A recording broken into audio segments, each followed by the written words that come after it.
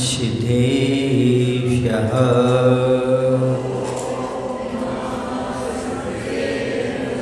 ॐ नमः सिद्धेभ्यः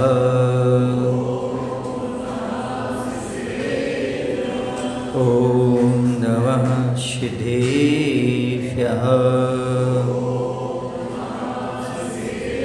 कौनिनमुक्कारम् अर्हन्तारं तहे विसेद्धारम् आर्यवच्छायारं लोयम्यैसौ साहुरं लोयम्यैसौ बोलिए हिंसा परमो धर्म की। देवादेव श्री महावीर भगवान की, आचार्य कुंद महाराज की, आचार्य गुरुदेव भगवान श्री विद्यासागर जी महाराज की।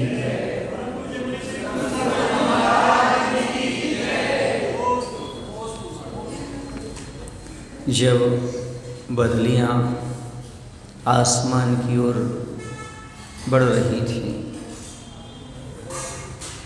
तब ऐसा लग रहा था जैसे प्रलय ढाने के लिए जा रही है। तो उन बदलियों को देख करके और सूर्य की जो किरणें थीं वह उन बदलियों से प्रभावित हो गई। तो सूर्य उपदेश दे रहा है, कह रहा है कि अनादिकाल से आज तक कभी देखा व सुना नहीं गया कि स्त्री समाज ने पृथ्वी पर प्रलय किया। किंतु आज क्या हो गया, जो बदलियाँ अपनी सत परंपरा को बिगाड़ती चली जा रही हैं, बिगाड़ने को तैयार हैं। क्या सदैव हृदय भी आज प्रलय का प्यासा बन गया है? क्या सदैव माने दया से भरा हुआ हृदय भी क्या प्रलय का प्यासा हो गया है? क्या तन संरक्षण हेतु धर्म ही बेचा जा रहा है? क्या धन संवर्धन हेतु शर्म ही बेची जा रही है? ये दो पंक्तियाँ बहुत महत्वपूर्ण हैं। क्या शरीर की रक्षा के लिए धर्म ही छोड़ दोगे या फिर धन की रक्षा के लिए क्या शर्म ही बेच दोगे? ये दो बातें आज के ऊपर घटित होती हैं। जो स्त्रियां अपने शरीर की सुरक्षा के लिए धर्म को तिलांजलि दे रही हैं, ऐसे ऐसे पदार्थों का इस्तेमाल कर रहे हैं अपनी शरीर की सुरक्षा के लिए, सौंदर्य के लिए, सौंदर्य प्रसाधन के माध्यमों से, जिससे धर्म नष्ट हो रहा है। कहाँ तो रात्रि भोजन के त्याग की बात कही जीव रक्षा के लिए, कहाँ अनछने पानी के त्याग की बात कही, और कहाँ पर नाखून पॉलिश, लिपस्टिक और सौंदर्य प्रसाधन जैसे नाना प्रकार के ऐसे पदार्थों का उपयोग किसके लिए? मात्र शरीर की रक्षा के लिए। कहाँ चमड़े की बेल्ट, पर्स आदि आदि चीज़ें, ये सब क्या कर रही हैं? धर्म को भ्रष्ट करते चली जा रही है। आज घूमने की स्वतंत्रता होना, मोबाइल की स्वतंत्रता होना, कपड़े पहनने आदि की स्वतंत्रता होना और नौकरी की होड़ होना, ये सब धर्म कर्म को ताप पर रख देने वाली बातें हैं। पहले स्त्री जाति नौकरी आदि नहीं करती थी, लेकिन आज नौकर बनने की होड़ लगी हुई है। किसके लिए? धन के लिए। दो बातें करते हैं, एक तन के लिए, दूसरे धन के लिए। एक तन के लिए स्त्री जाति बहुत बड़ा बड़ा पाप कर जाती है, सौंदर्य प्रसाधन के चक्कर में पड़ करके, ब्यूटी पार्लर आदि में जाकर के, और दूसरे नौकरी के चक्कर में भी अनर्थ हो जाते हैं। क्योंकि आजकल रूप की सब जगह कीमत है, और रूपवान को देखते हैं तो जल्दी अपने आपस में क्या बना लेते हैं? क्या बना लेते, क्या कहलाते हो? क्लर्क नहीं, सेक्रेटरी आदि की नौकरी दे देते हैं। क्यों? क्योंकि साथ में रहेंगे, पास में रहेंगे। इस प्रकार की स्थिति। तो कह रहे हैं इसके लिए, पैसों के लिए और तन के लिए इतना पाप क्यों? धर्म के लिए तिलांजलि क्यों दे रहे हो? धर्म को क्यों छोड़ रहे हो? आचार्य भगवंत कह रहे हैं कि आपने अपनी लाज ही खुले बाजार में बेच डाली है धन के विकास हेतु। स्त्रियां भोजन बनाती हैं, कमाती नहीं। और आजकल ऐसा होने लगा, बनाने वाले कहीं और से आने लगे, कमाने वाले ही हो गए। अब पति पत्नी दोनों कमाएंगे तो भोजन कौन बनाएगा? जब पति पति दोनों कमाएंगे भोजन कौन बनाए? भोजन बना वाली लगाना पड़ेगी या बाजार से मंगाना पड़ेगा। और इतना धन भी कमा के क्या करोगे? पहले एक व्यक्ति कमाता था, पूरा परिवार खाता था, अब सब कमा रहे हैं, एक भी नहीं खा पा रहे, एक भी नहीं खिला पा रहे ढंग से, नौकर चाकरों के भरोसे हैं। ये स्थिति हो गई। इतनी विलासिता क्यों? ये सारे के सारी जॉब करने की जरूरत क्यों पड़ती है महिलाओं को? विलासिता के कारण, लग्जरी, सब चीज़ें चाहिए, गाड़ी भी चाहिए, बंगला भी चाहिए, ये भी चाहिए, वो भी चाहिए। भले हम दूसरे नौकर कहलाएं, कोई दिक्कत नहीं, लाज बाजार में बिक जाए, कोई दिक्कत नहीं, लेकिन हमें पैसा चाहिए। यह सबसे बड़ा शौक कह लो, सबसे बड़े क्या बोले आप, होड़ कह लो, ये आज चल रही है। हर व्यक्ति ये चाहता है जॉब जॉब जॉब, पढ़ाई भी जॉब के लिए। अभी से बिल्कुल सीधे बच्चे को पढ़ा दिया, इस क्षेत्र में पढ़ो तो ये वाली जॉब मिलेगी, ऐसा होगा ऐसा होगा, इस प्रकार से हो जाएगा। तो बच्चों को तो फिर भी ठीक है, लेकिन बच्चियों के लिए कहाँ तक उचित है? स्त्री ने आज तक शरीर की रक्षा हेतु कभी धर्म को नष्ट नहीं किया, कभी भी धन के विकास हेतु वो खुले बाजार में नहीं गई नौकरी करने के लिए। लेकिन आज ऐसा क्यों हो रहा है? क्या समझ में नहीं आ रहा है? आज ने क्या हो गया? आचार्य भगवंत कह रहे हैं, ये आचार्य ने पीड़ा उस समय व्यक्त कर दी थी, कब? 83, 84, 85 के लगभग ये बात अपनी रख दी थी। आज से कितने वर्ष हो गए?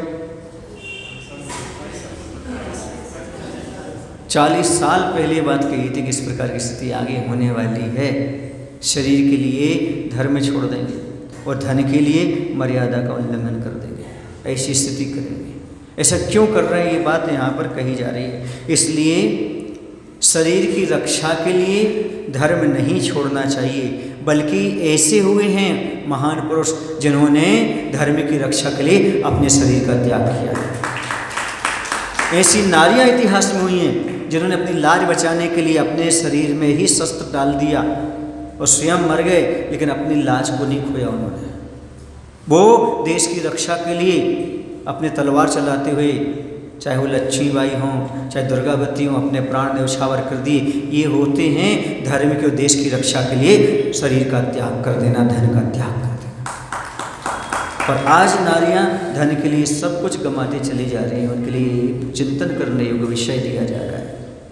ये कहा जा रहा है कि आज ऐसा क्यों हो रहा है? ऐसा नहीं होना चाहिए।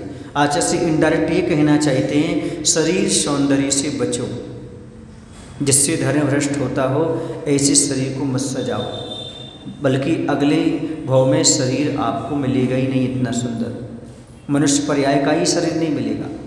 आज तुम 10-25 साल अपने शरीर को सजा लो, आगे फिर ऐसी सजा मिलेगी कि ऐसी पर्याय मिलेगी, लोग देख करके ही ठोकेंगे, देख करके नाक सरफ कर लेंगे। क्यों? कभी तुमने इतना पाप किया है उस शरीर को सजाने के लिए। आपको शरीर बहुत सुंदर मिला है, ये सारी चीज़ें लगा लगा करके आप सजा कर रहे हैं, अगले की सजा के लिए आप तैयारी कर रहे हैं, सजा काटना पड़ेगी आपको। और धन के लिए इतना पाप मत करो, इसके विकास के लिए ऐसा मत करो कि अपने आप को ही बेच डालो, क्योंकि कुलीन नारियां कभी किसी की नौकर नहीं होती, उनके यहाँ स्वयं नौकर आकर के काम करते हैं। समझ में आ रहा है? ये कुछ चीज़ें ऐसी हैं जो आप लोगों को समझने की आवश्यकता नहीं। महाराज आज ज़रूरत है, जरूरत कुछ नहीं है। आदमी लालची क्यों हो जाता है? विलासिता के कारण। कम चीज़ों में काम चल सकता नहीं, स्टैंडर्ड चाहिए। स्टैंडर्ड मेंटेन करने के लिए 2 कमाने वाले चाहिए, एक में काम नहीं चलेगा। समझ में आ रहा है? इसे सब आज कमाने के लिए निकल गए। पूछो महाराज आप लोग मंदिर में क्यों नहीं आते, प्रवचन में क्यों नहीं? दोनों जॉब करते हैं महाराज, दोनों नौकर हैं। एक बार भगवान के नौकर तो बन जाओ, वो नौकरी अपने आप छूट जाएगी और काम हो जाएगा। कितने भी कमाते जाओ, कमी पड़ने वाली नहीं, मतलब कमी महसूस बनी रहेगी, कभी आपको पूर्ति होने वाली नहीं है। पहले कितना कमाते थे तब भी संतुष्ट थे, आज कितना कमाते फिर भी संतुष्ट नहीं। पहले के लोग पैसा कम कमाते थे, आनंद में ज़्यादा रहते थे। आज के लोग पैसा ज़्यादा कमाते हैं, आनंद में कम। जितना अधिक पैसा आया उतना आनंद और चला गया, चेहरे की मुस्कान चली गई, धर्म ध्यान चला गया। पहले जिनकी शादी नहीं हुई थी वो अच्छे से धर्म ध्यान करते थे, अगर शादी हो गई, जॉब लग गई, अब धर्म ध्यान ही नहीं कर पाते। क्यों? क्योंकि सब चीज़ अपने आप को बढ़ाने वाली आएंगी, वो नियम है। पाप पाप को बढ़ाएगा, धन आएगा तो धन पाप को ही तो बढ़ाएगा, और किसको बढ़ाएगा। इसका सदुपयोग नहीं किया गया तो ये नियम है, ये प्रकृति की स्थिति ऐसी, बस आप समझते नहीं हैं। कर्म कर्म हिताबंधी, और अपने अपने प्रभाव को बढ़ाने वाले 100 प्रभाव वही अस्ते स्वार्थम को न वांछते। पाप पाप को बढ़ाता है, कर्म कर्म को बढ़ाता है, आत्मा की बढ़ा आत्मा को बढ़ाते हैं। सब अपने अपने स्वार्थ में लगे हुए हैं संसार में। इसलिए नारी जाति को समझने की आवश्यकता है कि आप धर्म का पालन करो, भले शरीर छूट जाए, लेकिन शरीर की रक्षा के लिए धर्म को मत छोड़ो, ये कहा जा रहा है। अंत में संलेखना लेना है तो अभी से प्रैक्टिस कर लो। हम शरीर के सौंदर्य से दूर रहेंगे, जितना प्रकृति में सौंदर्य मिला है उसी को सुरक्षित रखेंगे। हम यहाँ वहाँ की हिंसक पदार्थों को नहीं लगाएंगे, तभी आपकी आगे अच्छी तरह से संलेखना होगी, तभी आप शरीर का ममत्व छोड़ पाएंगे और आप धर्म की रक्षा कर पाएंगे। जिस प्रकार के पापों में लगा रहेगा अंत समय कैसे वह छोड़ पाएगा शरीर के ममत्व को। आज उपवास करो, साधना करो, क्यों की जाती है? शरीर से ममत्व हटाने के लिए। उपवास तो कर लेते हैं लोग, लेकिन सौंदर्य प्रसाधन के बिना नहीं रह पाते। उपवास तो कर लेते पर चाय पीना पड़ती लोगों को। ये क्या है? कौन सा धर्म है? ये समझ में हमें नहीं आता। आप लोगों को समझ में आ रहा है क्या? पर्यूषण में भी लाल नाखून लाल मुख हो जाते हैं लोग। क्या है ये धर्म? एक आसन कर रहे हैं, पूजन कर रहे हैं, लेकिन उस प्रकार की स्थितियाँ चल रही हैं। पहले ऐसा कभी नारियों ने किया नहीं जो आज चल रहा है। अहिल्याबाई हुई ही एक, जिनका विश्वविद्यालय शायद इंदौर में है ना। हाँ, बताते उन्होंने अपने जीवन में कभी सौंदर्य नहीं अपनाया, इन्होंने कभी श्रृंगार नहीं किया अपने शरीर में, कभी श्रृंगार नहीं अपनाया उन्होंने। और आज सब उन लोगों को मालूम है उनके नाम पर क्या है, यूनिवर्सिटी है, विश्वविद्यालय है। समझ में आ रहा है आप लोगों को? नहीं आ रहा है। इसका अर्थ ये नहीं है कि ये आपकी चमड़ी से ही आपकी कीमत होती है। ध्यान रखो, नहीं पहचाने जाओगे तुम अपने चमड़ी के रंग से, तुम पहचाने जाओगे अपने जीने के ढंग से। आपकी पहचान ये नहीं है जो आपने बना रखी है, ये तो चार दिन रहने वाली है आपकी शरीर की पहचान। आपके व्यक्तित्व की, आपके कर्मों की पहचान रहेगी। आपका कर्म कैसा था, व्यक्तित्व कैसा था आपका। वरना लोग के धर्मात्मा तो बहुत बने, लेकिन सौंदर्य प्रसाधन नहीं छोड़ पा रहे। उनको आप निमित्त तो बन रहे बोलने के लिए, भले वो बोल रहे हैं, भले वो कुछ नहीं कर रहे हैं, लेकिन निमित्त कौन बनता है? निमित्त हम बनते। दोष किसको लगता है? हमारे लिए। सामने वाले को ऐसा कहने में हम निमित्त बने कि नहीं बने? ऐसे भाव उत्पन्न करने में निमित्त बन रहे हैं, किससे बचो। और जितने जितने आप सौंदर्य प्रसाधन के साथ घूमोगे, उतने सामने वाले के मन में विकार उत्पन्न करेगा। आपके शरीर को देखकर उसे विकार उत्पन्न होगा। विकार उत्पन्न होगा तो ये आपकी गलती मानी जाएगी, क्योंकि आप उसमें सहयोगी हैं। क्या जरूरत है इतने सारे सौंदर्य प्रसाधन के साथ घूमने की, इन्हें सुंदर बनने की, कपड़े अच्छे नहीं पहनने की? क्या जरूरत है इन सब की? इसे निमित्त कौन बनेगा? आप। पाप किसको लगेगा? आपको लगेगा। वैसे ही पूर्व भाव में इतना पाप किया है, अब इस भाव में क्या क्या करोगे? सोच लो, विचार लो। मिथ्यात्व के साथ जन्म लिया, उस पर्याय में जन्म लिया, अब भी सुधार कर लो, ये कहा जा रहा है। ये दो पंक्तियाँ, बाकी तो प्रशंसा करेंगे आपकी, कोई दिक्कत नहीं। अभी आगे सारी नारी जाति की प्रशंसा है, पर ये दो काम अभी चल रहे हैं, कैसे प्रशंसा की जाए? सब काम करते रहिए। इन सब कार्यों को बड़ा मुश्किल होता है। यदि उनसे कह दिया जाए भैया कि नाखुन बस आजीवन त्याग करो, आजीवन लिपस्टिक आजीवन। एक काम करते हैं महाराज जी, वो ऐसा करते हैं, वो हम आयुर्वेद वाली लगा लेते हैं। कौन सी लगा लेते हैं? हाँ, विद्यांजलि की लगा ले, ये कर लेते, वो कर ले। मैं उनसे कहता हूँ, वो भक्ष कैसे हो सकता है? जब तुम्हारा अभक्ष का त्याग है और उसको लगा रहे हो, उसमें कौन सा मटेरियल मिला आपको पता है क्या? भले वनस्पति मिली, वो अभक्ष नहीं होगा। कितने दिनों की सड़ रही गल रही उसके अंदर रखी हुई है, और वो मुँह पे लगाएगा, मुँह के अंदर नहीं जाएगी वो, क्या अभक्ष नहीं हो गया क्या? बोलो। और अभक्ष का त्याग कर रहे हो, रात्रि भोजन का त्याग कर रहे हो। वो कब बनी होगी, किसने बनाई होगी, आपको पता है क्या? फिर भी आप कुछ करते हैं। रात्रि भोजन का त्याग समझो क्या कहलाता है? रात्रि में बनी हुई सामग्री का दिन में सेवन करना भी रात्रि भोजन के त्याग में दोष आता है। अंधेरे में बनी हुई सामग्री का उजाले में खाने में भी रात्रि भोजन का दोष आता है। दिन में भी यदि अंधेरा है और वहाँ पर तुमने भोजन पानी बनाया है, तो भी वह रात्रि भोजन के दोष में आएगा। ऐसा नहीं है कि हम रात में बना लें दिन में खा लें हमारा रात्रि भोजन त्याग पड़ जाएगा, ऐसा नहीं है। या फिर अंधेरे में खा लें हम दिन में बना हुआ तो भी नहीं, रात्रि भोजन का त्याग ये है जब जिस समय बना रहे हो भोजन वही भी उजाले में होना चाहिए, वो स्थान उजाले में होना चाहिए, जहाँ कर रहे हो वह भी उजाला होना चाहिए। वो भी आलोकिक पान कहा है, माने सूर्य प्रकाश के भीतर पूरे सूर्य प्रकाश में करो, तब आप रात्रि भोजन त्याग का सही नियम पाल सकते हो। अब ये सब चीज़ें हैं। अब जो चीज़ें वहाँ बन रही वो कहाँ कब बन रही है आपको पता है क्या?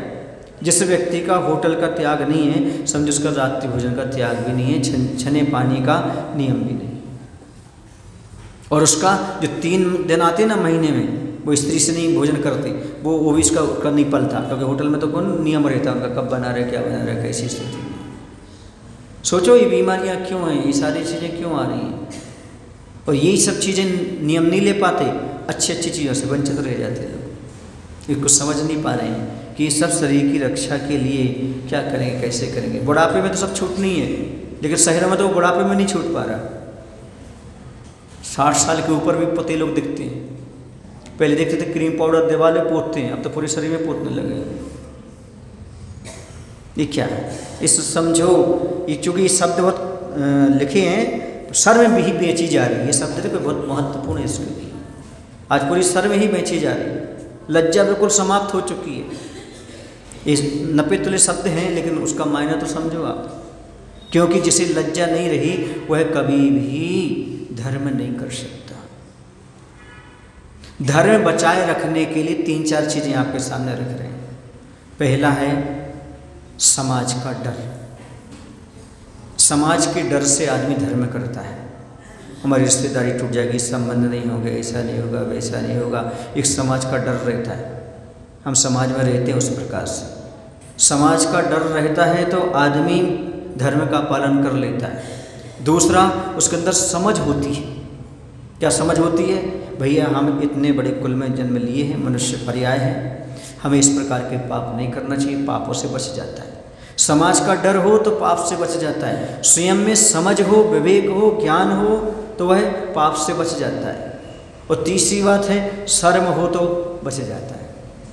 भैया लोग क्या कहेंगे, मंदिर में थोड़ा शर्म तो खाओ, आप मंदिर में हो ऐसा बोलते कि नहीं बोलते, आप जैनी हो थोड़ा शर्म तो खाओ, कहाँ पर हो? यदि शर्म आदमी के अंदर है, तीसरा उपाय है, अंतिम उपाय है शर्म, लज्जा, यदि ये आपके अंदर आ गई तो पाप से छूट सकते हैं। कौन कौन सी 3 चीज़ें? समझ, समाज का डर और लज्जा।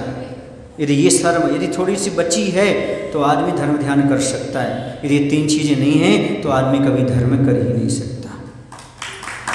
इसलिए कुछ लोग धर्म से दूर जा रहे हैं, कुछ लोग समाज से दूर जा रहे हैं, कुछ लोगों को कोई पता नहीं, लाज शर्म कुछ भी नहीं, सब धूमिल करते जा रहे हैं।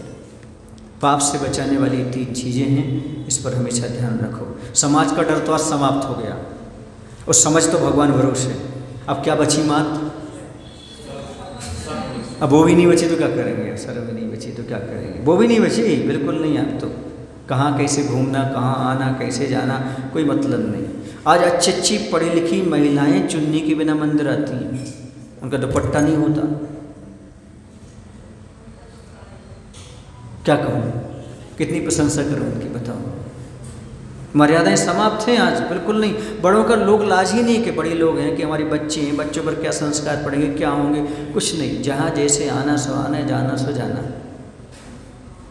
अब ये सब माता पिता की कमी है, पतियों की कमी है, ये सब कल्चर में बहाते चले जा रहे हैं। अपनी पत्नी को डांटो, ऐसे कैसे जा सकते हो?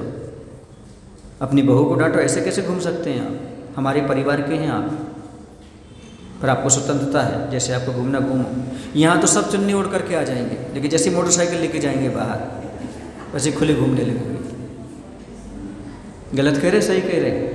सब मर्यादाएं समाप्त होती जा रही हैं आप लोग। वहीं तो दिखाना है दुनिया को कि हम जैनी, हम मर्यादित लोग। एक सज्जन ने बोला, महाराज जी बाहर की छूट, भोजन पानी की, रात्रि भोजन का त्याग लिए, बाहर की छूट।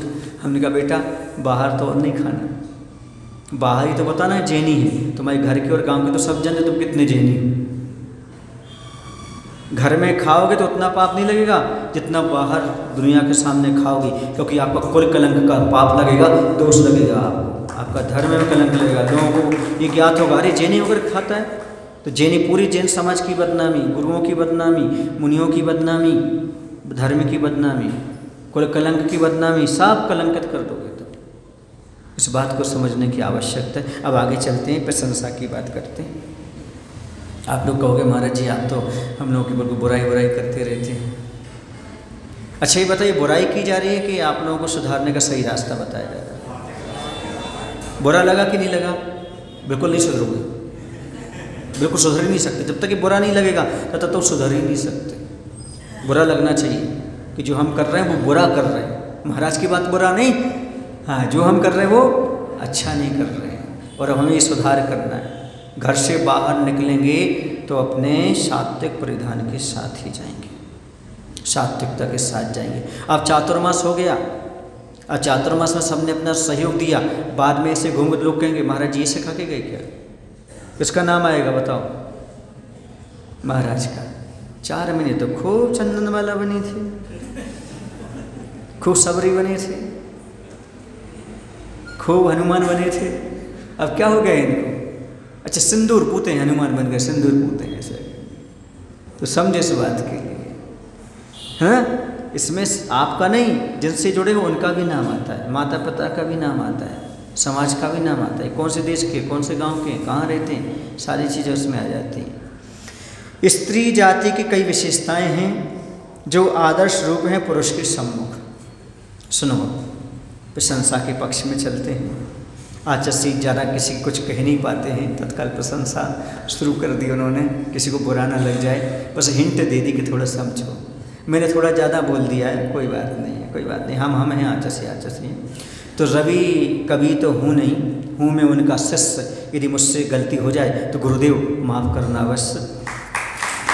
तो हाँ सही बात है, आचार्य भगवंत कैसे हैं? महान कवि हैं, अपन कवि तो है नहीं, है ना, रवि जैसे कवि तो है नहीं, लेकिन फिर भी थोड़ा बहुत बोल लेते हैं, कह लेते, बता लेते हैं। यदि मेरे द्वारा ऐसा किसी को तीर चुभ जाए, कुछ हो जाए तो गुरुदेव हमें क्षमा करें, ऐसे गुरुदेव से हम प्रार्थना करते हैं। स्त्री जाति की कई विशेषताएं हैं जो आदर्श रूप में पुरुष के सम्मुख हैं। स्त्रियां देखो, चेल्ला रानी देखो, चेल्ला रानी ने क्या किया? अपने पति को सही रास्ता दिखाया, स्वयं ने कभी भी धर्म को छोड़ा नहीं। कितनी विपत्ति आपत्ति आ गई, सत्य धर्म को ना छोड़ते हुए भी मिथ्या मत वाले को ही जैनी बना करके छोड़ा। ये है सही बात, तो ये सबसे बड़ी चीज़ है, इस चीज़ को समझने की आवश्यकता है। मीना सुंदरी प्रसिद्ध हुई, कैसे भी हमारे लिए पति मिले, हमारे पति हैं, उनकी सेवा करना हमारा कर्तव्य है। और सिद्ध चरित्र का पाठ रचा करके गंदों तक ले जा करके 700 कोड़ियों को पति सहित सबको स्वस्थ किया। ये है नारी जाने का एक। सती सीता, सती सीता के जीवन से 2 बहुत अच्छी शिक्षाएं मिलती हैं। 2 कह लो, 3 कह लो, 4 कह लो, बढ़ाते जाएंगे जितनी है उतनी, लेकिन सीता के जीवन से बहुत सारी शिक्षाएं मिलती हैं। सबसे बड़ी शिक्षा थी अटूट सहनशीलता, अटूट सहनशीलता। सीता जी रामचंद्र जी के साथ वनवास के लिए तैयार, सहनशीलता। जंगलों में कंटकों में रह करके भी कभी शिकायत नहीं की, आप कहाँ लेकर के आ गए, कहाँ किया आपने, क्या किया। अटूट सहनशीलता यदि किसके पास, तो सीता जी के पास। दूसरा गुण उनके अंदर शिकायत का अभाव, कभी शिकायत नहीं की कि आपके पिता दशरथ ने ऐसा क्यों किया, परिवार ने ऐसा क्यों किया, कैकेयी ने ऐसा क्यों किया। पूरा का पूरा शिकायत का अभाव रहा उनके पास, निंदा का अभाव, शिकायत का हार। पति को कभी दोष नहीं दिया, किसी को दोष नहीं दिया उन्होंने। ये सारे के सारे गुण किनके अंदर थे? सीता जी के अंदर। और अग्नि परीक्षा देने के लिए तैयार भी, चलो हम तैयार हैं। और एक सबसे बड़ा गुण सीता जी का कहें तो जब रावण उसको हरण करके ले गया था, तब उन्होंने जब तक मैं पति का समाचार प्राप्त नहीं कर लूँगी तब तक मुख में अन्न ग्रहण नहीं करूँगी, ये संकल्प था उनका। जैन दर्शन के अनुसार 11 दिन तक वह भूखी प्यासी रही। कितने दिन तक? जब तक पति का समाचार नहीं मिला तब तक मुख में भोजन पानी न डाला। ये सीता जी का सबसे बड़ा मुख्य है आज की नारियों के लिए समझने के लिए गुण, कि बिना पति के 11 दिन तक नहीं, जब तक उनका समाचार नहीं मिलेगा मैं तो भोजन पानी ग्रहण नहीं करूँगी। ये गुण क्या सामान्य माने जाते हैं क्या? ये ऐसी विशेषताएं रही हैं नारियों की। सोमसती, मरोन्मसती, गजमोती चढ़ाने वाली कौन थी? मनोवती। मनोवती गजमोती चढ़ाएंगे हम तो भगवान के चरणों में। कहाँ से लाएं? कहीं से लाओ, हमें तो भगवान के चरणों में वही चढ़ाएंगे, उसी प्रकार के चढ़ाएंगे। ऐसा नहीं कि हमें यहाँ घुमाओ, हमें वहाँ ले जाओ, हमें ये चीज़ लाओ। इस पर तो आप जिद करते हो, पर कभी पूजन के लिए जिद की, कभी अच्छी चीज़ के लिए जिद की। अनंतमती निकांक्षित अंगों में प्रसिद्ध रेवती रानी किसमें प्रसिद्ध हुई?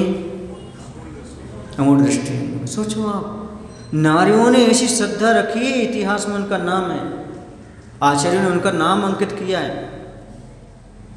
सामान्य नहीं है। आप लोग किस ओर जा रहे हैं, मैं ये पूछना चाहता हूँ। जब नारियों ने इतने बड़े बड़े योगदान दिए, ईश्वर दिए, तो आप लोग नहीं हम तो बहुत अच्छे, नहीं बहुत अच्छे नहीं हो आप, अभी तो बहुत आपको करना है, बहुत आगे बढ़ना है अभी आप। अभी छीलना का इतिहास पढ़ो, ये मनुवती की कहानी पढ़ो, सोमासती की, मनोरमा सती की पढ़ो, अंजना सती की पढ़ो, तब आपको मालूम पड़ेगा हम तो कुछ भी नहीं है।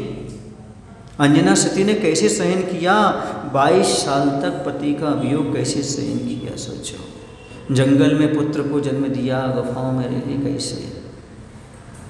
आपको तो कोई जंगल नहीं भेज रहा है ना, घर में ही रख रहा है ना, फिर भी पति से रोज नहीं बनती, 1-2 दिन में झगड़ा हो ही जाता है। वहाँ तो देखो 22 साल तक शिकायत नहीं, यहाँ से भी निकाल दिया, वहाँ से भी निकाल दिया, आत्महत्या का विचार नहीं, धर्म ध्यान की शिकायत नहीं, कोर्ट कचहरी नहीं, राजा के पास जाना नहीं, कुछ नहीं। ठीक है, अपने कर्म का फल है, भोग रहे हैं, चल रहा है। ये इतिहास नारियों का रहा है। उन्होंने शील की रक्षा की अपनी, उन्होंने कभी भी शील को भंग नहीं किया, कभी उन्हें अनर्गल पदार्थों का सेवन नहीं किया, कभी सौंदर्य रचना के लिए, प्रदर्शन के लिए भावना उनके अंदर नहीं रही। इस प्रकार का तभी तो ऐसे रूप मिलते हैं, ऐसी ख्याति मिलती है। भक्ति सुंदर रूपम, भगवान की भक्ति करो, सुंदर रूप की प्राप्ति अपने आप हो जाएगी, कुछ भी करने की जरूरत नहीं है। कहते सुंदर हाथ किसका, सुंदर मुख किसका, सुंदर कर्ण किसके, सुंदर नेत्र किसके? जो भगवान के नेत्र से भगवान का दर्शन करता हो, जो कानों से भगवान की दिव्य ध्वनि का, जनवाणी का पान करता हो, जो मुख से भगवान की स्तुति करता हो, मन से भगवान को स्मरण करता हो, शरीर से नमस्कार करता हो और अपने हाथों से अभिषेक पूजन और दान करता हो, वही सुंदर है, बाकी तो सब बेकार है। ये चीजें अपनाओ तो आपकी शोभा है। नारी के उचित जो कार्य है वो कार्य करो, दान करो, पूजन करो, नमस्कार करो, स्तुति करो, स्तोत्र पढ़ो, पुरुष के योग जो कार्य है वो करो, अभिषेक करो, पूजन आदि करो, शादी करो, इनसे शोभा है। नीतिकांड तो लिख दिया, कान की शोभा धर्म श्रवण से, हाथ की शोभा दान करने से, कंगन से नहीं। हस्त का आभूषण क्या है? दान करना। मुख का आभूषण क्या है? भगवान की स्तुति करना, भजन करना। नेत्र का आभूषण क्या है? भगवान का अवलोकन करना, उनका दर्शन करना। मन का आभूषण क्या है? भगवान को स्मरण करना। और काया की सार्थकता किसमें है? भगवान को मन वचन काया से नमस्कार करना। ये बताया ऐसा। ईश्वर बढ़ो, ईश्वर ध्यान दो, तब आपकी प्रशंसा है, विशेषताएं हैं, ये कही जा रही। और जो आज भी ये कर रहे हैं उनकी आज भी विशेषता है, आज भी उनके लिए सम्मान प्राप्त होगा। ये सही कही गई। जो आदर्श रूप में सबके सामने हैं आदर्श नारियां, इसे तो नारी की पूजा होती है। जैन दर्शन में सीता जी को पहले, बाद में रामचंद्र जी को, क्योंकि पहले संयम किसने ग्रहण किया था? सीता जी ने। इसलिए शायद दुनिया में राम सीता नहीं बोला जाता, सीताराम बोला जाता है। क्यों बोला जाता है? क्योंकि पहले सीता जी ने संयम धारण किया, फिर रामचंद्र जी ने। इसलिए सीता राम ऐसा, राम सीता नहीं बोला जाता, इसलिए बोला जाता है क्योंकि वो पृथ्वी में समा गई थी। पृथ्वी मतलब पृथ्वीवती माता जी से दीक्षा ले ली थी, इसलिए पृथ्वी में समाना बोलते हैं लोग। समझ गए? और बोले लट, सीता की लट, उनको खींचा तो बाल आ गए, नहीं उनके सुंच किए थे तो बाल थे, इस प्रकार से वो सीता की लट। समझ गए ना? ऐसा लोग कहा करते। ये है पृथ्वीवती माता जी से उन्होंने आर्य का दीक्षा ग्रहण की इस प्रकार के सीता जी। इसे सबसे पहले क्या कहते हैं, पृथ्वी में समा गई, पृथ्वी में नहीं, पृथ्वीवती माता जी में समा गई, इस प्रकार का, समझ गए। जैन दर्शन ये कहता है, इस प्रकार से उन्होंने अपना कल्याण किया। ये भाव अद्भुत है नारियों के। जब इतिहास पढ़ते तब मालूम पड़ता उन्होंने कितने कितने संकट झेले हैं, कितने कितने कष्ट सहन किए हैं, कष्ट सहन करते हुए यहाँ आए। चंदन वाले का देख लो आप, प्रसिद्ध इतिहास है। अच्छा बताओ, आप लोगों ने 6 आवश्यक में से कौन से आवश्यक में प्रसिद्धि प्राप्त की अभी तक? देव पूजन में, गुरु उपासना में, स्वाध्याय में, संयम में, तप में, दान में, एक आध बता दो।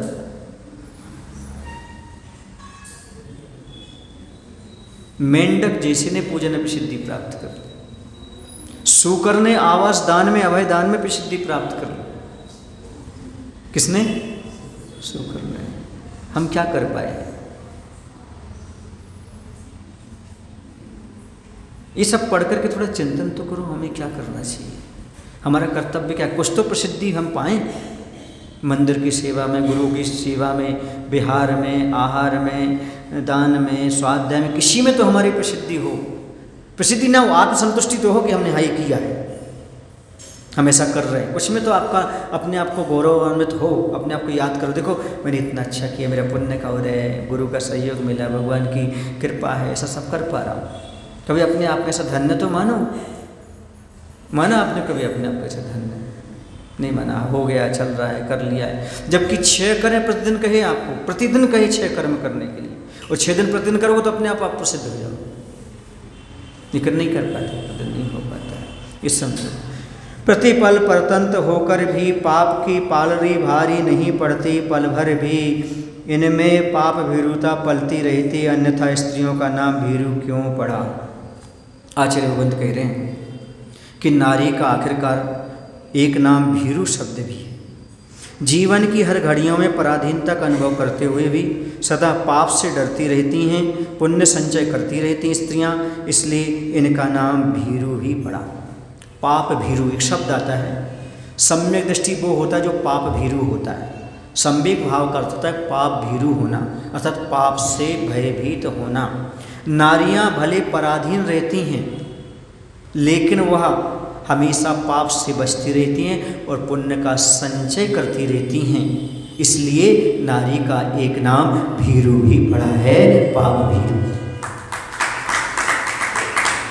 नारियां भयभीत रहती, पाप से भयभीत रहती, और किसी से नहीं, पाप से। और जो पाप से डर गया उसे किसी से डरने की आवश्यकता ही नहीं।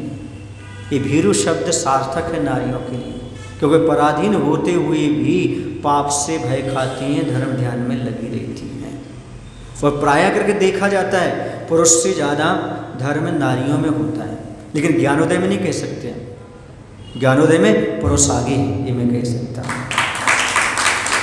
वो पीछे तो नहीं है, लेकिन पुरुष आगे है, ये कह सकता हूँ। ऐसा ज्ञानोदय, पुरुष पीछे नहीं है धर्म ध्यान करने में। अन्य जगह ऐसा होता है, नारियों की भीड़ ज़्यादा होती है, लेकिन यहाँ पर ज़्यादा भीड़ किसकी होती है? पुरुषों की ज़्यादा होती है। हर कार्य पुरुष आगे नहीं हो जाते हैं। दोपहर की क्लास में पुरुष ज़्यादा रहते हैं, महिलाएं कम रहती हैं। समझ गए? इसलिए यहाँ पर प्रशंसा तो कर रहा हूँ, लेकिन अभी वर्तमान की स्थिति देख करके कह रहा हूँ मैं आपसे। जितना इंटरेस्ट आहादान में महिलाओं को तो उतना पुरुषों को भी होता है। भैयावृत्ति में भी ढेर सारे आ जाते हैं, समझ गए? ऐसा तो ये अपने अंदर का भाव हम लोग कर नहीं सकते। देखो बहाना ढूंढ दिया ना, हम लोग कर नहीं सकते। दूसरी भैयावृत्ति तो होती है, अकेले वही थोड़ी होता है। दानम भैयावृत्तम, ये भी होता है, समझ गए आप लोग? तो कहने का तात्पर्य ये है कि महिला समाज ने, स्त्री समाज ने हमेशा पाप से भय खाया है, पाप से बचाया है। जो भी महिला समाज है और वास्तव में स्त्री हैं, भीरु हैं, उसमें आती वो पाप से हमेशा बचती हैं और बचाती भी रहती हैं। क्यों? क्योंकि वो पाप से मुक्त होंगी, तभी तो पति और पुत्र पाप से मुक्त होंगे। क्यों? क्योंकि परिवार की रीढ़ की हड्डी के समान होती है महिला। यदि रीढ़ की हड्डी मजबूत है तो पूरा परिवार मजबूत है, और यदि रीढ़ की हड्डी लचीली है, गड़बड़ है तो पूरा परिवार गड़बड़ हो जाता है। पूरा का पूरा ढांचा परिवार का नारी पर आधारित है। एक नारी यदि अधार्मिक है तो पूरा परिवार अधार्मिक हो सकता है, और एक नारी यदि धार्मिक है तो पूरा परिवार धार्मिक हो सकता है। क्यों? क्योंकि उसके पास ममता है, प्रेम है, पति के प्रति भी, पुत्र के प्रति। और जिसके प्रति प्रेम होता है उसके बाद सब लोग मान जाते हैं, पति भी मानता है, पुत्र भी मानता है, तो पूरे परिवार को सुधारने की क्षमता होती है। क्योंकि माँ ममता की मूर्त होती है। माँ भी है, किसी की पत्नी भी है, किसी की पुत्री भी है, सब प्रकार से वह अपने दायित्व को बखूबी से निभाती है, तो उस परिवार में धर्म ध्यान बना रहता है। बहुत सारे लोग हैं ऐसा कहते हैं, महाराज जी हमारे परिवार में जब से ये बहू आई है तब से हमारा परिवार बहुत ही सुंदर है, बहुत ही धार्मिक है, बहुत ही अच्छा बना हुआ है, वातावरण बहुत अच्छा हुआ है। बोलियाँ वगैरह लेना तो इन्हीं ने सिखाया हमें, ये लगी रहती पीछे आपको करना है, ऐसा करना, तीर्थ यात्रा यहाँ सब जगह। कुछ दिन पहले इन्होंने हमें समझाया, लेकिन अब ऐसा होने लगा, अब हम उनसे कहते चलो यहाँ चलते हैं, चलो इतना दान करते हैं, अब हमें कोई प्रेरणा की आवश्यकता नहीं पड़ती, ये सब एक बार शुरू कर दो। ये बहुत जगह है, स्त्रियों ने बहुत कुछ संभाला, बहुत कुछ किया हुआ है, सामान्य नहीं है स्त्री। लेकिन समस्या ये कि आज वर्तमान की परिस्थिति में ढलती जा रही है, वो दुखदायी हो रही है। वर्तमान के पहनावा, वर्तमान का भोजन पानी, वर्तमान का दिखावा, घूमना फिरना, ये उसको नुकसानदायक हो रहा है। बाकी नारी बहुत बड़े बड़े काम करती है। एक दिन हमने कहा था, एक सफल व्यक्ति के पीछे यदि किसी का हाथ होता है तो नारी का होता है। जैसे तुलसीदास, उन्हें धर्म मार्ग पर किसने लगाया हैं? रत्नावली ने। क्या नाम था सर? रत्नावली नाम था, जो भी नाम, उन्होंने लगाया था। जैसी तुम्हें प्रेम हमारी चमड़ी से है, इस चाम से है, उतना प्रेम यदि आपको आत्म राम से हो जाए, राम से हो जाए, तो तुम्हारा कल्याण हो जाए। इतनी बात तो कही थी रत्नावली ने। तुम देखो ससुराल में उसको किसको पकड़ के, मुर्दे को ऊपर बैठ करके आप नदी पार कर गए, और सांप को पकड़ करके आप ऊपर आ गए। हमारे शरीर से इतना प्रेम, इतनी भगवान से प्रेम हो जाए, कल्याण हो जाए। बस ये बात थी कि तुलसी, भोलाराम नाम था शायद उनका, क्या नाम था, और जैसे उन्होंने स्वीकार किया रामचंद्र जी को, तुलसी राम बन गए। क्या बन गए? तुलसी राम उनका नाम हो गया। तो ऐसे बहुत सारे इतिहास मिलते हैं जिसमें स्त्रियों ने पति को सही दिशा दी है, सही रास्ता बताया है। इस बारे में समझने की आवश्यकता है। ये तो बहुत पुण्य का उदय होता है कि किसी परिवार में पति पत्नी दोनों धार्मिक हो, दोनों की धर्म के प्रति रुचि हो, तीर्थ यात्रा के प्रति रुचि हो, पूजन के प्रति रुचि हो, दान के प्रति रुचि हो, बहुत पुण्य। जिनके यहाँ पति पत्नी दोनों इस प्रकार के हैं, उनके पास कुछ भी ना हो घर में, तो वो कहना हम सौभाग्यशाली हैं, क्योंकि हम दोनों की मति भगवान की भक्ति में लगी है, गुरु की सेवा में। दुखी बिल्कुल मत होना, कोई भी चीज़ें चलती रहने दो। कम से कम वर्तमान में हमारी मति आवश्यकों में लगी है, दोनों की, हमारी भी और श्रीमती की भी, श्रीमान की और श्रीमती की, और श्रीमान लक्ष्मी भी कहाँ लग रही है? धर्म ध्यान में लग रही है। बहुत बड़ी मति है, ये मानना चाहिए। ये पूरा का पूरा इतिहास बताता है। पाप से भय खाओ। जिस व्यक्ति को पाप से भय नहीं है, समझो उसे सर्व धर्म कर्म कुछ भी ज्ञात नहीं। और एक बार पाप से भय हो गया, समझो उसका कल्याण हो गया। अभी जब हमने 10 दिन के भीतर बच्चों को पढ़ाया, दोपहर में क्लास ली, उनको ये बताया, बेटा नरक क्या है। एक बार बच्चे नरक से डर गए तो पाप से अपने आप डर जाएंगे, पाप से डर गए नरक से डर जाएंगे। ये उनको समझा, उनको बताओ पाप हमें दुख दे रहा है, पाप से ही सब मिला है। 10-5 साल लोग ऐश कर लेते हैं, मस्ती कर लेते हैं, मौज उड़ा लेते हैं, लेकिन जब वही पाप का उदय आता है तब हाथ पर उनके काम नहीं करते, दुखी होते हैं। वो महाराज के पास आते हैं, भैया तुमने ऐसा क्यों किया, ऐसा क्यों किया। ये स्थिति है। एक जगह का एक केस है, घटना कह दूँ। एक पति पत्नी हमारे पास आए और हमारे सामने नतमस्तक हो गए। बोले महाराज जी ऐसा आशीर्वाद दो ताकि हमारे यहाँ पुत्र की उत्पत्ति हो जाए। हमने कहा कितने वर्ष हो गए आपको? बोले 5 वर्ष हो गए। हमने कहा क्यों, डॉक्टर क्या कहता है? तो रोने लगे। बोले महाराज जी जब होना था बच्चा तब हमने चाहा नहीं, और अब उस समय मौज मस्ती में रहे, शरीर की सौंदर्य में रहे, अपने भोगों में रहे, और अब ऐसी स्थिति हो गई। समझ में आ रहा है आप लोगों के लिए उन्हें क्या क्या होगा वो तो आपके सामने नहीं खोल रहा हूँ, पर मैं आपको बता रहा हूँ। इस प्रकार का पाप कर लिया, अब वो तरस रहे हैं, रो रहे हैं, दुखी हो रहे हैं। ये स्थिति है। 4 दिन की मौज मस्ती जीवन भर किस प्रकार से आपको सजा देती, इस पर को समझो। इस प्रकार आज वर्तमान में जो आप स्वतंत्रता के साथ सौंदर्य प्रसाधन हिंसक उपयोग कर रहे हो, जो आप इस प्रकार के वस्त्रों को पहन रहे हो, स्वतंत्रता के साथ खा रहे पी रहे, होटल में कहीं भी घूम रहे हो, ये मत समझो हमें कोई नहीं देख रहा है, हमारे यहाँ माता पिता नहीं है, हमारा कोई नहीं है, कौन क्या बिगाड़ लेगा, देख भी रहे हो तो क्या कर रहे हैं, ये सब कर्म बन रहे हैं।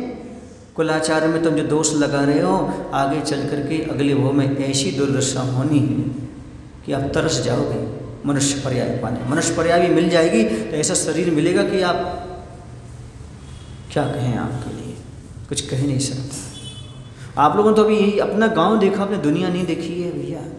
हमसे पूछो कैसे कैसे शरीर वाले संसार में पड़े हुए हैं, कैसे कैसे शरीर है उनके, ना बोलते बन रहा, ना उठते बन रहा, ना बैठते बन रहा।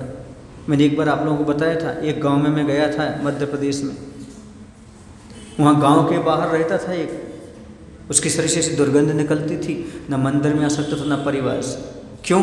पूर्व भव में इस प्रकार का किया तुमने, अभिमान किया शरीर पर, दुनिया को दिखाने के लिए स्वच्छता से घूमे तुम, ना गुरु की आज्ञा, ना प्रभु की आज्ञा, ना घर का डर, ना परिवार का डर, किसी का डर नहीं, किसी का भय नहीं, भोगते रहो इस प्रकार की स्थिति।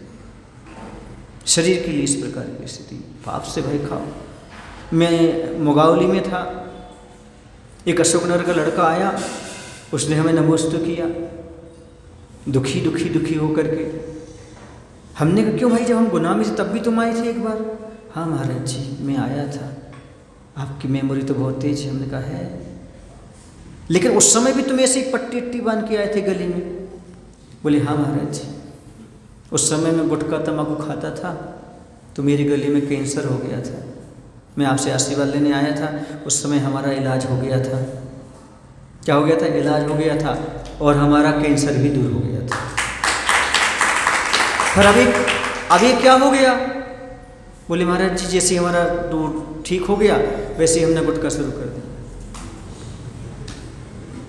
सोचो कैसे कहें, मती देखो, मती मौत के मुख से निकल रहा है, फिर ये मौत में जा रहा है, इसे क्या बोलेंगे हम? शर्म ही नहीं, पाप से भय ही नहीं। अब पुनः हो गया, बोले अब तो डॉक्टर ने मना कर दिया। हमने को तो करेगा ही, सवाल नहीं उठता, दोबारा हो गया तो कैसे करेगा उसके लिए? कुछ बातें आप लोगों को समझ में आ रही हैं? ये मत समझो कि हम स्वस्थ हैं, ठीक हैं, कल क्या हो जाए कोई भरोसा नहीं है। आयु का भरोसा नहीं, रोग का भरोसा नहीं, इसलिए जितना समय हो उतना सात्विक जीवन निकालो, पाप से बचो। नहीं अभी नहीं महाराज, हम लोग की उम्र ही क्या है? आप 50 से नीचे वालों को पीछे दे रहे हो, 60 से ऊपर वालों को दो, 60 से ऊपर वालों को नहीं, पता नहीं इनका उम्र कितनी है, कैसी, अभी सुधर जाए तो अच्छा है। अभी सुधरो तो फायदा है, बुढ़ापे में सुधरने से कोई फायदा नहीं है। समझ गए? निर्माण दीपे किमुतेल दानम वयो गतयवा, ऐसा कुछ आता है उसमें। दीपक के बुझ जाने पर तेल डालने से क्या फायदा, और उम्र बीत जाने से विषय वासनाओं का क्या, और आयु समाप्त होने धर्म से क्या, और चोर सब कुछ हरण ले गया, फिर सावधान होने से क्या, सब चुरा ले गया। इसे जितनी उम्र तुम्हारी अभी है इसमें चेत जाओ, तभी आपके लिए कुछ फायदा होने वाला है। उम्र बीत जाने से क्या, कुछ नहीं, और दीपक बुझ जाने से फिर क्या, तेल डालने से क्या फायदा है? कोई फायदा नहीं। और चोर सब कुछ ले गया, अब फिर वो सावधान होने से क्या फायदा है? और पानी बह गया, सेतु बनने से क्या फायदा? ये भी उसमें था, सेतु बनने से क्या फायदा? पुल बांध रहे हो, पानी तो सब बह गया। समझो इस चीज़ के लिए सचेत कर रहे, जगा रहे, आपके लिए कल्याण करना चाहिए तो कर लो। ये मत सोचो हम जब 60 के हो जाएंगे तब त्याग करेंगे, जब इतने के हो जाएंगे तब त्याग करेंगे। गारंटी तो दे दो, एक 2 साल की गारंटी तो दिखा दो हमें कि हम 2 साल तक रहेंगे। है क्या ऐसी गारंटी? कुछ नहीं। जो हार्ट स्पेशलिस्ट था वो भी चला गया, कितने ऑपरेशन किए उसने? कितने किए उसने ऑपरेशन? 2000 के लगभग हार्ट ऑपरेशन किए और खुद को मालूम नहीं पड़ा, खुद को हार्ट फेल हो गया। दुनिया के हार्ट को ऑपरेशन कर रखो चला गया। इसलिए ये गारंटी नहीं है भैया, अभी भी कुछ चीतो, कुछ करो आत्मकल्याण के बारे में। पाप भीरुता, पाप से भय खाओ, पाप से डरो। किसी से डरो या न डरो, किससे डरो? पाप से डरो। जो पाप से डरता है वो अकेले में भी पाप नहीं करता, फिर छुप कर भी पाप नहीं करता। और जिसे पाप से डर नहीं है वो समझो पाप से बच नहीं सकता। अभी कोई डॉक्टर बता दे आपको ऐसा रोग है, इसका त्याग करो, अभी त्याग कर दोगे। और महाराज जी कहेंगे त्याग करो तो अभी नहीं महाराज जी, बाद में। आपको रोग का या मौत का भय तो त्याग करा देता है, लेकिन पाप का भय आपको त्याग नहीं कराता। धर्मात्मा वो नहीं होता जो रोग हो जाए इस भय से, मौत हो जाएगी इस भय से किसी चीज़ का त्याग करता है, बल्कि धर्मात्मा वो होता है जो पाप के डर से अभक्ष आदि का त्याग कर देता है। इसमें पाप लगेगा, इसका त्याग कर दो। कोई देखे या ना देखे, रोग हो या ना हो, मौत हो या ना हो, नहीं, इससे पाप का बंध होगा, इसे त्याग कर दो। ऐसा भाव जिसके अंदर आता है वही सच्चे मायने में धर्मात्मा हो जाता है। वरना कौन देख रहा है? अरे भैया, जिसको देखना है वो देख रहा है। देखने वाला कौन है? कर्म। और हमें सजा देने वाला कौन है? कर्म। और बंधेगा कौन? कर्म। उससे छिपा के बताओ हमें एक आध बार कोई चीज़। और कर्म एक ऐसा न्यायाधीश है जो निष्पक्ष न्याय करता है, वह पक्षपात नहीं करता। कर्म ये कहता है तुम्हें तीर्थंकर बनना है सो बन जाओ, लेकिन 6 महीने तक आहार नहीं मिलेगा, मुनि अवस्था। कौन कहता है? कर्म कहता है। आपको नमोस्तु, लेकिन नहीं, कर्म तो कर्म है। कर्म एक निष्पक्ष न्यायाधीश है, निष्पक्ष न्याय करता है। उस कर्म से डरो, उस पाप से डरो, दुनिया से डरो या न डरो, तभी तुम सच्चे मायने में कौन बन पाओगे? धर्मात्मा बन पाओगे। वरना धर्म धर्म धर्म कहने से धर्मात्मा नहीं होते। सोच इसमें क्या पाप लगता है? हमसे क्यों पूछ रहे हो? अभक्ष खा रहे हो। यदि कोई खाने की चीज़ का त्याग हो तो फिर भी चीज़ लगाने की चीज़ जिसमें अभक्ष है उसकी क्या जरूरत है? ठीक है, बीमारी हो तो ठीक है, ये कौन सी बीमारी है? दिखावा की। तो पाप भीरु हो वो स्त्री है, पाप की पालरी भारी नहीं पड़ती। वो इतना धर्म करती है कि पाप घर गृहस्थी को उसको भारी नहीं पड़ता है। 2 पलरे होते तराजू में, एक में रख लो पुण्य, एक में पाप, तो वो ऐसी क्रियाएं करती रहती है, पुण्य की इतनी अधिक क्रियाएं करती रहती है कि पाप की पलरी कभी भारी नहीं पड़ती। जब भारी पड़ती है तो पुण्य की ही पड़ती है। ये कहलाती भीरु। ये नारी का लक्षण है, नारी का गुण है। वो जितना पाप करती है उससे ज़्यादा पुण्य करती है, धर्म करती है, पाप से भयभीत होती है। ये सच्ची नारी धर्मात्मा का एक धर्म है कि पाप से हमेशा भयभीत रहना, अपने पति को, अपने पुत्र को पाप से बचाए रखना। ये बहुत महत्वपूर्ण तथ्य है। इसे समझो। नारी जगत को आज ये अच्छे अच्छे सूत्र वाक्य अपनाना चाहिए कि हमें किसी से नहीं, पाप से डरना है। ना आपसे डरना है, ना आपके, हाँ, लेकिन डरना किससे है? पाप से डरना है। वो तो आप डरते ही नहीं, मुझे पता है, वो कहने की जरूरत नहीं है, लेकिन पाप से डरो आप। पाप का डर अपने आप में बहुत महत्वपूर्ण है। इससे कहते सकारात्मक भय। कौन सा भय? जिसके पास सकारात्मक सोच है, सकारात्मक भय है, सकारात्मक कार्य हैं और सकारात्मक लोग हैं, उसका जीवन तो अपने आप धर्ममय बन जाता है। गुरु के सामने कहीं अपशब्द ना निकल जाए, उनकी अवज्ञा ना हो जाए, ये सकारात्मक भय है। कहीं मंदिर में मुझसे असाधना ना हो जाए, ये सकारात्मक भय है। कहीं मैं पाप ना कर जाऊं, ये सकारात्मक भय है। कहीं मेरे द्वारा अपने परिवार का अपमान ना हो जाए, कुल में कलंक ना लग जाए, ऐसा भय ये सकारात्मक भय है। ये प्रत्येक सम्यक दृष्टि के पास होना चाहिए। इसी का नाम सम्यक भाव है। ये सकारात्मक भय होना चाहिए। मैं रात्रि में खाऊंगा, ये भय होना चाहिए, रात में नहीं खा सकता, नरक जाऊंगा। मैं छना पानी पीऊंगा, ऐसा नहीं पी सकता, ये सकारात्मक भय होना चाहिए। यही आपको जीवन में, अब आपको सकारात्मक भय तो है, नकारात्मक भय है। कोई देख ना ले, रोग ना हो जाए, ये भय कोई काम के नहीं है। भय वो है जो आपको पाप से डरा दे। और पाप भीरुता सबसे बड़ा गुण है किसका? नारी। इसलिए वो पल्लू लेकर के चलती है, कहीं मेरी के प्रति किसी को दृष्टि न बिगड़ जाए, मेरी दृष्टि उस पर न पड़ जाए, भाव विकार ना आ जाए। यह है पाप भीरुता की निशानी। ऐसे वस्त्र पहन करके रखते हैं ताकि किसी की दृष्टि हम पर ना पड़े। आदमी ऐसे वस्त्र क्यों पहनता है? दिखाने के लिए। घर में नहीं पहनेगा वैसे वस्त्र, कहाँ पहनेगा? बाहर। आई पूछ लो जब से, पुरुषों से महिलाओं सबसे, घर में कैसे वस्त्र पहनते हो? पुराने चल जाएंगे, ऐसे चल जाएंगे। बाहर जाएंगे तो मतलब जो भी वस्त्र पहनते आप दिखाने के लिए पहनते हो, दिखावा है आपका वस्त्र में। एक तो वासना को ढक रहे हो और दूसरे दिखावा और कर रहे हो, दो पाप और है। अपने लिए आप वस्त्र नहीं पहनते, दूसरों के लिए वस्त्र पहनते हैं आप। इसलिए मैं वस्त्र पहनता ही नहीं, ना वासना ना दिखावा, दोनों से दूर। क्यों? क्योंकि ये सब एक तो वासना को ढकने का पाप करते हैं, दूसरा पाप ये हो गया कि हम दुनिया को दिखा रहे, दिखावा में पड़ गए। यदि आप 1000 रुपये की कोई पहनने की चीज़ लेकर के आए हैं और यदि सामने वाले ने कह दिया अरे ये तो अच्छी नहीं है, आपके 1000 रुपये गए काम से, और यदि किसी ने कह दिया अच्छी है, फिर देखो अरे बढ़िया बढ़िया, ये दूसरे के लिए तो है ही आपका सुख। आपका सुख पराधीन है, हमारा सुख अपना है। कोई हमारी प्रशंसा करे या ना करे, कोई कहे अच्छा कर रहा है नहीं कर रहे, लोग तो कहते हैं उपवास मत करो, ये मत करो, वो मत करो, करते हैं हम। क्यों? क्योंकि दूसरों के लिए थोड़ी करते, हमें मालूम है किसी में सुख है, किसी में आनंद है, वो अपनी चीज़ के लिए करते हैं। आपका सुख पर डिपेंड है और संयमी का सुख स्वयं पर डिपेंड है। उनका आनंद आनंद ही है। बोले महावीर आचार्य गुरुदेव भगवान श्री विद्यासागर जी महाराज की जय। हे प्रभु, हम सभी को इतनी शक्ति, इतनी बुद्धि देने की कृपा करो ताकि हम अपने जीवन में व्यर्थ के शरीर की सुंदरता आदि में पाप कमाते हैं, उन सब से बच सकें और आत्मा को सुंदर बना सकें।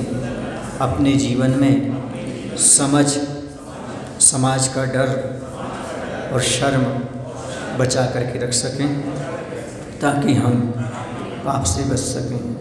नमो शिवाय। जावाणी के ज्ञान ते सूझे लो कालो, सो वाणी मस्तक धरो सदा देते हो रोध। हे जिनवाणी भारती माँ तोह जपो दिन रे, जो तेरो शरणा